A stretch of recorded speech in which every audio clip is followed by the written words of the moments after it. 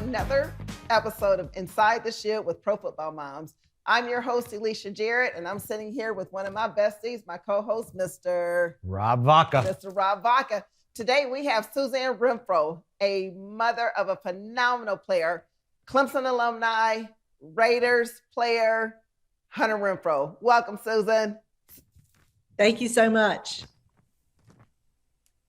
There she is. Look at that smile. Representing the Renfrow family from South Carolina. Hunter is a bit of a cult among themselves. It's like Hunter Renfrow. That guy's like Hunter Renfrow. Oh my God, that guy's really good. He's like Hunter Renfrow. It's really cool to have you on the show today, Suzanne. Yes, for sure. Thank you so much. Sure. It's great to be here. So there's so much we can talk about Hunter. I mean, he's just phenomenal. I mean, his story about even how he got to Clemson, and then when he got to Clemson, and of course, his years with the Raiders and him as a family man. And I mean, we just ready for you just to tell us all about Hunter.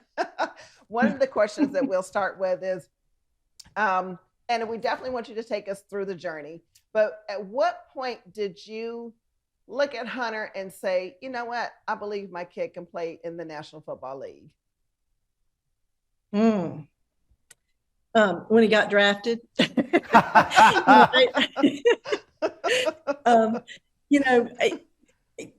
Hunter, we always encouraged him to chase his dreams, and whether that was, playing high school ball or playing college ball at the level he wanted to play, or playing in the National Football League. We wanted him to chase his dreams and see what doors God opened and what doors he closed. And so, I'm mama, so I always felt like he could do anything he wanted to do. But, That's right. but I really didn't know that he would make an NFL till he got drafted.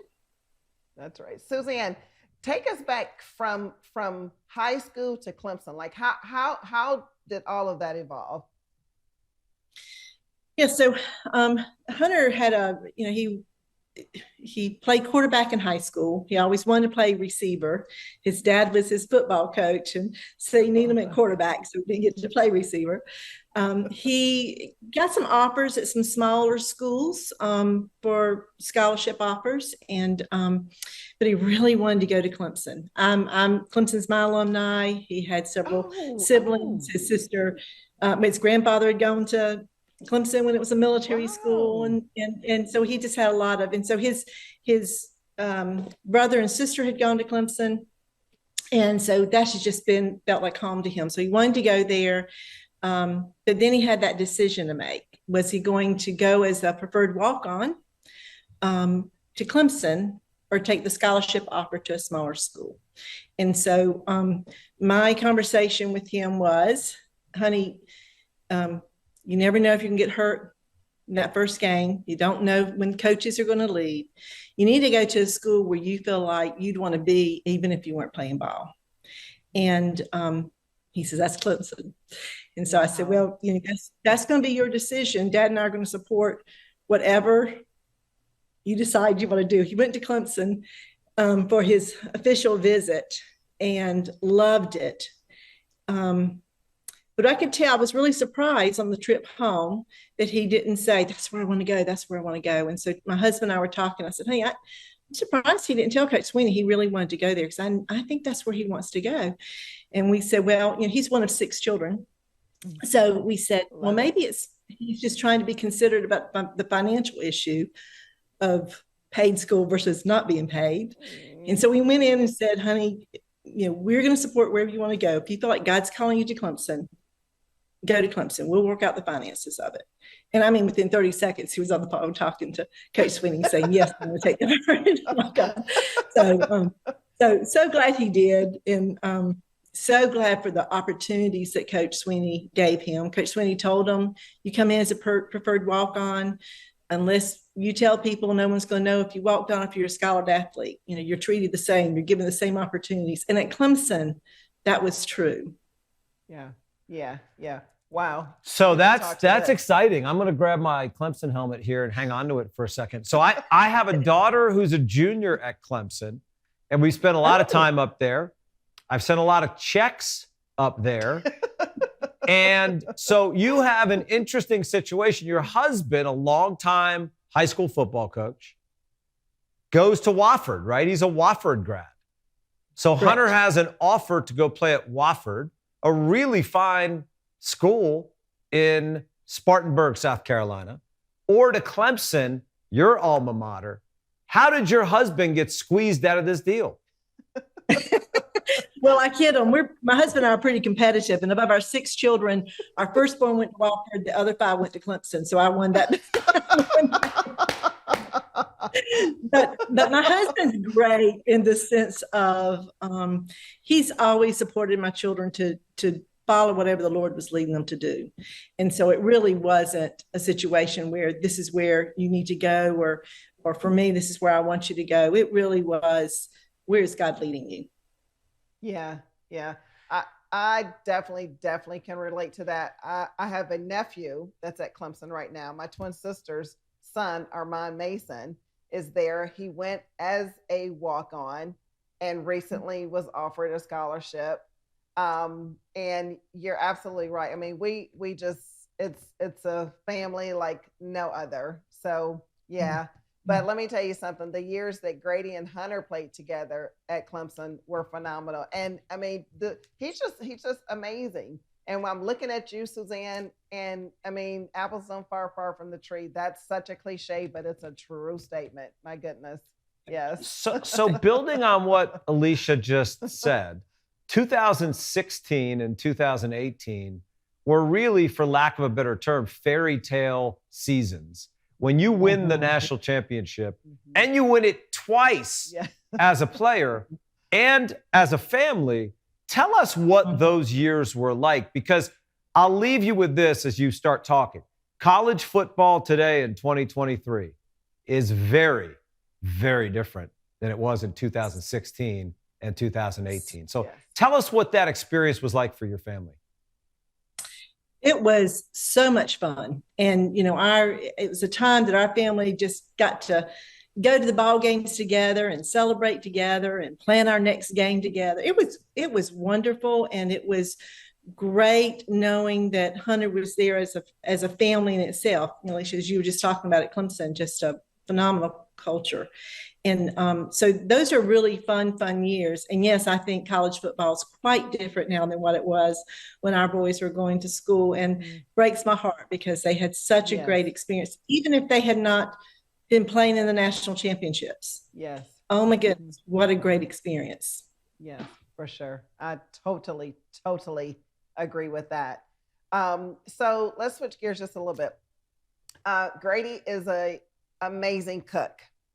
But there's still, every now and then he'll call and say, well, Mama, what you cooking?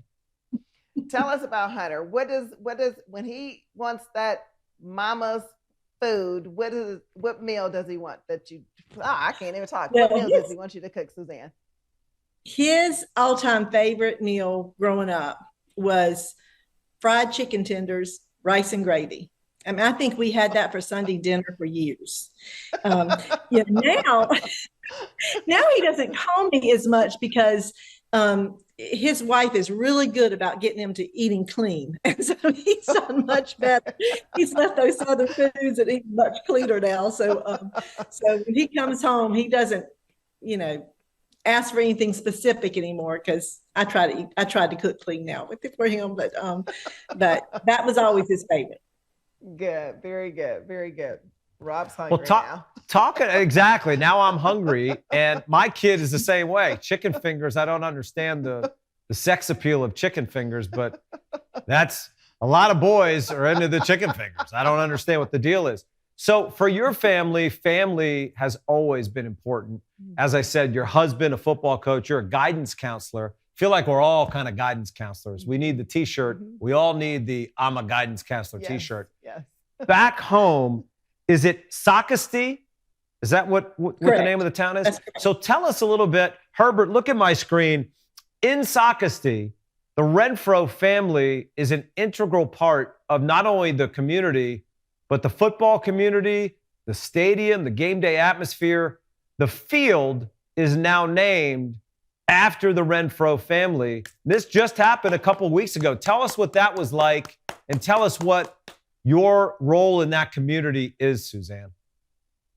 Well, that was such a sweet honor for that field to be named after our family. And it came about because someone who was there just wanted to recognize the impact that not just what my husband and I had on the school in the years that we worked there, but the impact that each of our children had, because they all played sports there. And so it was just a really nice gesture and honor for them to do. It's real sweet. That is absolutely amazing. I mean, absolutely phenomenal. I mean, huge. That was huge. Yeah, you know what's crazy? Football, I've always said this, football in our family really means something. And football is family. The hashtag football is family is real for families like yours, families like the Jarretts, and families like ours. It means more. Yes, for sure. For sure. Suzanne, so Grady and I have this ritual. We've had it from the first game, and it actually started out as a mistake or just something that we were doing. But at every game, regardless where we are, home or away, and I've never missed a game, and that's Pee Wee, high school, Clemson. I never missed a game at Clemson, never missed a game now 9 years in the league. But he'll find me wherever I am in the stadium, and we'll do a fist bump. And depending on who we play, you know, I try to put my coach hat on and say, okay, you know, power or, you know, first step or destruction or whatever it is. It's our game day ritual. Do you and Hunter have a game day ritual? And if you do, please share that with us. Our game day ritual is a text that we started his very first game at Clemson and is carried through while he's been with the Raiders. And that text is the morning of the game.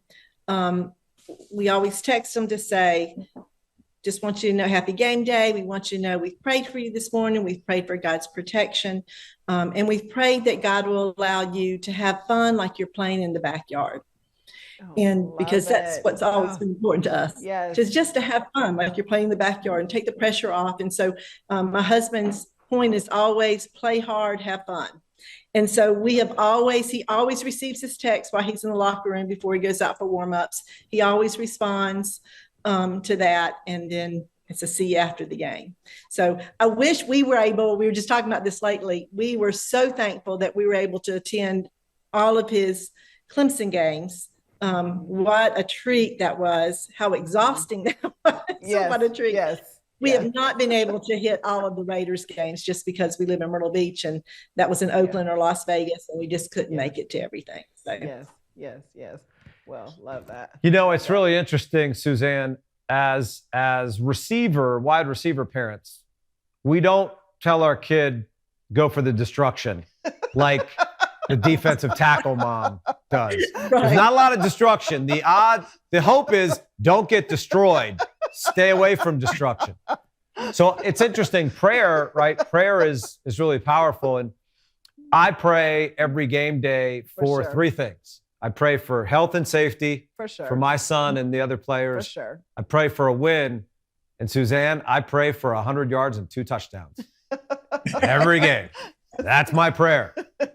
I used to pray for, really, I used to pray for the W. I don't even pray for the W anymore. I pray that God keeps Grady and the rest of the boys covered from their head to their toe, because, you know, even though football is not played the way that it used to be played, it's still such a very violent game, a game that we love, you know, but it could be very, very dangerous. Yeah. And intense for sure. Every game. So you just never know. And I'm sitting in the stands now, you know, of course I want Grady to be successful. I want him to kill his personal best every time, but I'm like, hey, get off my boy. Get off of him. I want my sack back. I want my helmet back. My sack back. I want my helmet back. So Suzanne, tell us, as a mom of a football player and with 6 kids, what's the difference between being the mom of a Power 5 football player at Clemson and the mom of a professional football player? What shift has taken place? How is it different for you? Wow, that's a great question. I feel like had more of that family support around him at Clemson, just because of the culture at Clemson. And it's more of a business in the NFL. And so my prayer is a little bit different for him because of that. Just for God to protect him and guide his decisions, and surround him with the people that he wants to surround him with, and to just grow them and use them. But there's a little bit of a difference, because it's not like he's within this family that he was in at Clemson. Yes, for sure. For sure. For sure. Suzanne, again, switching tables just a little bit. Outside of football, what does Hunter like to do? What's life like for him? He likes to hunt. He likes to golf. He likes to. He loves playing Xbox. All those normal things that 20-year-olds like to do. But he really does love spending time with family. He loves the Lord, and he loves doing things that where he can serve Him. And so, but when it comes to his just, if he's got a couple hours, he wants to go hunting, or he wants to go play golf. I love it. That's his stuff. I absolutely love it. I absolutely love it. If Hunter had, if this is a two-part question, if you had an opportunity to say one word about Hunter, what would that word be? And then vice versa, if Hunter had one word to describe Mom, what do you think he'd say? My one word for Hunter is persistent. Since he was a child, if he was to wake up that morning and say, Mommy, when you want to play cards, and if I said, I'd love to, honey, I've got to get these things done, he would follow me around with a deck of cards. And as soon as I sat down, he'd start doing. He's just persistent. And I think that and strong-willed. And my prayer for him as a child was, Lord, use that strong will for your glory. And certainly has seen God do that, but that he just doesn't give up. He's persistent. He just, once he gets something on his mind, he just goes after it. His one word for me would probably be stubborn.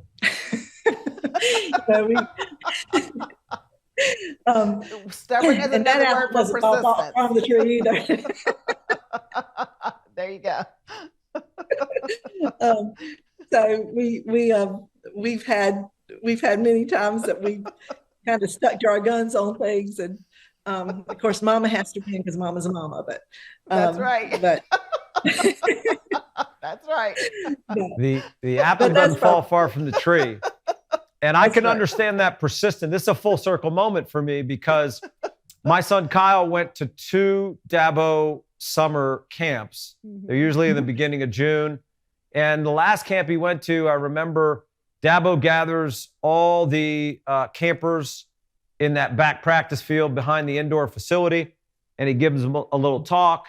He talks a little scripture, and he talks about some former players. And he was talking about Hunter, and he was saying to the kids, look, now, all of you are not going to be Division I football players. All of you are not going to make it to the NFL. But I want to tell you something right now. Hunter Renfrow came in here as a walk-on as a freshman. That dude was 155 pounds soaking wet. And he left here as an NFL player. And he came in as a walk-on, and he worked. And I don't think he could lift 135 pounds once. But he put in the work. He was disciplined. And if you want to be the next Hunter Renfrow, you're going to have to go all in. Dabo's all-in talk. So I can see that Hunter is persistent. Dabo often talks about Grady the same way. There is something special about Clemson alumni and the young men that come out of that program. 100%. I think it's really awesome that both of you ladies are inextricably tied via Clemson football. Listen. That was a big word for me, inextricably. But it's an amazing treat. It's an amazing treat. And I think it's something that most parents that have gone through Clemson does not take for granted. It's an amazing treat. And I think part of that is, Coach Sweeney always, it was about playing hard, but it was about having fun in the process. Mm-hmm. And, he would say exhaust every moment, Yes. when he was playing national championship years. And I love that because I think that played a role in our boys getting to the NFL. They never lost their love for the game. Absolutely. Because of the work that was put in. And I think there has to be that balance. And I think Coach Sweeney did a great job creating that balance for them. Absolutely, Suzanne. Absolutely. Absolutely. What do you see Hunter doing after football? Well, Hunter was an economics major, and I think I see him doing some type of business. He has an entrepreneurial mind and spirit. He's always thinking about different businesses to create and do. And so that's where I really see him is as far as career wise, once he finishes his days with the NFL's over. I hope, and I think he will, just always continue to invest in his community, wherever that will be, because he was invested in by his community. Yeah, and I would hope that he would play that forward. Amazing. Absolutely amazing. Well, that's, that makes the hair on the back of my neck stand up. I was an economics major too. I didn't use the Laffer curve, but I did use the entrepreneurial part. Yes. I didn't catch footballs, but I kicked them. And now I'm in that kind of business. So I think there's a great future ahead for Hunter, primarily because of two reasons, in my opinion. One, he has great faith in God's plan for him. Two, he's persistent. When you put those two ingredients together, the magic can happen. Amazing. Oh, that's so true. So true. And he is clearly leading by example, Suzanne. I mean, clearly. So listen, let's, because we know Hunter's going to watch this. And we have a little question that, tell us a little something about Hunter that he wouldn't necessarily want mom to tell. What do we not know about Hunter? You probably don't know that Hunter is really timid and shy. Wow. Incredibly timid and shy. And when he went off to kindergarten, when I remember taking him to kindergarten, I would have to peel him off my leg and hand him to that kindergarten teacher. And he would then run and go underneath the table and stay there for about 10 minutes because he just didn't like attention brought on himself. Wow. And what's really neat about that story is that about 2 weeks in, his kindergarten teacher called me to see if she could take him to a ball game where her son was playing, at Soccer City, where my husband was AD, and she wanted to take Hunter with them. And when I confirmed with Hunter, he wanted to go with her. He did. And the very next day after this took place, I drive up to the school to park to walk him to his class, and he says, "Oh, no, Mom, you can just let me out here. I know how to get to my classroom." And it was just night and day. But he's been that way his whole life. When a ball is involved, he becomes a different person. He just, he leaves that real shy, timid self and just focuses in on ball. Once he associated ball with his teacher, it was smooth sailing. Wow. That's probably amazing. don't want people to know how shy he is. I have to share this, though. So Hunter, going into college, 150 pounds. Grady going into college was 280, right? But he was so shy, Suzanne. People would say, Really? Hi, Grady. And he would get all the way behind me. And if they kept saying, hi, Grady, they would come around. He would put his head all the way down. Yes. So that people wouldn't speak to him. And, yes. I can see Hunter running to the teacher. They're looking at Grady saying, that big boy, he can't be scared or shy. I think we got the key to Dabo's recruiting. Dabo's recruiting secret is he wants some shy kids that like any ball they get their hands on. Definitely the ball. That's right. Definitely the ball. Well, this has been a blast. Look, the mom of 6 kids. It's really amazing. Ayers, Jordan, Hunter, Cole, Joy, and Chelsea. What a group. What a 6-pack. I get a bonus for rattling off all those names. Yes, you do. Yes. Yeah. Suzanne, it's been a great pleasure to have you on the show. You have been spectacular. Thanks. Absolutely. And I hope Hunter has a great rest of the season. Absolutely. Thank Absolutely. you. Let him know that we're praying for him. We love him so much. Love, love, thank you. love Hunter. But this has Thank been you so amazing. much. And we so appreciate you being on the show. Thank you so much. Tell Grady hello for me and good luck in his season as well. Absolutely. Sure will do. Thank you. Thank you. Enjoyed it.